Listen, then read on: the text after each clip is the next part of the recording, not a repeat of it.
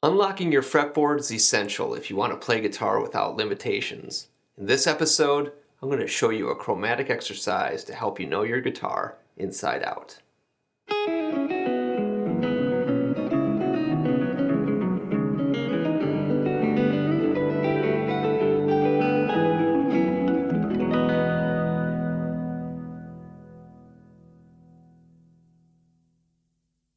Hey there, welcome to Inside Out Guitar. I'm Colin Sapp.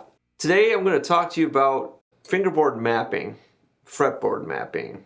It seems like every student that is struggling with breaking outside of the box when improvising or is struggling to improvise, it comes down to the fundamental of knowing your fretboard.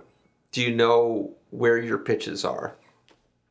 And with that knowledge, you can tie in the theoretical knowledge that you've gained. For example, if the song is in D Dorian, you could map out all the notes of C major, which is the parent major scale of D Dorian, and you could use your entire fretboard to improvise with.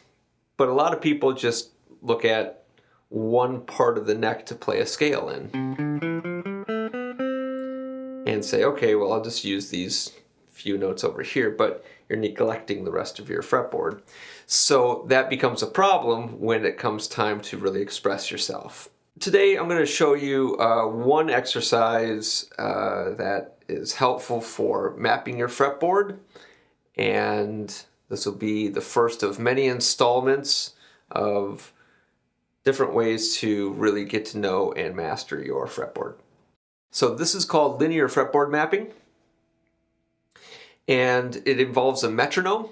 So I recommend downloading a metronome app on your phone, or if you have an old school metronome, there are also websites that you can just go to, and that is literally a virtual metronome. So we're going to start at 80 beats per minute. And what we're going to do is we're going to start by naming all of the notes on our fretboard one string at a time. Let's start with our low E string. And what we're going to do is we're going to play every note up to our 12th fret using the names of the notes. Now, if you get to a note that has a sharp or flat name on the way up, let's just use the sharp names, and on the way down, let's use the flat names so we get practice doing both. So we're going to say it while we play it, one note per click. Here we go. 1, 2, say it and play it. E, F, F sharp, G, G sharp, A sharp, B, C, C sharp, D, D sharp, E, E flat, D, D flat, C, B, B flat, A flat, G, G flat, F, E. Now that's pretty easy at 80 beats per minute. So let's crank it up to 120. 1, 2, same thing, go. E, F, F sharp, G, G sharp, A sharp, B, C, C sharp, D, D sharp, E flat, D, D flat, C, B, B flat, A flat, G, G flat, F, E.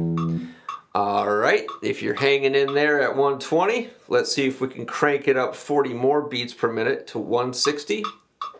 1, 2, ready, go. E, F, F sharp, G, G sharp, A sharp, B, C, C sharp, D, D sharp, E flat, D, D flat, C, B, B flat, A flat, G, G flat, F, E. And if that's still not a challenge for you, then try it at 200 beats per minute. 1, 3, 1, 2, ready, go. E, F, F sharp, G, G sharp, A sharp, B, C, C sharp, D, D sharp, E flat, D, D flat, C, B, B flat, A flat, G, G flat, F, E. After you can do that on your E string, you can try that on your A string or your D string or your G or your B. Eventually you want to be able to map out all the notes and say them as fast as possible. Now the reason the speed is really important is because the faster you can recognize the pitches on your fretboard, the more accessible it will become in an improvisation situation. So if you are playing in the key of E flat minor, which is G flat major, you might take a second to be like, oh, is this the right note? And that little millisecond could mean the difference between playing the right note or the wrong note, or playing the note in time or playing it out of time. So knowing these notes inside out is very, very important. So spend some hours dedicated to mapping out all of the notes on every string chromatically, and come back for the next installment on Inside Out Guitar.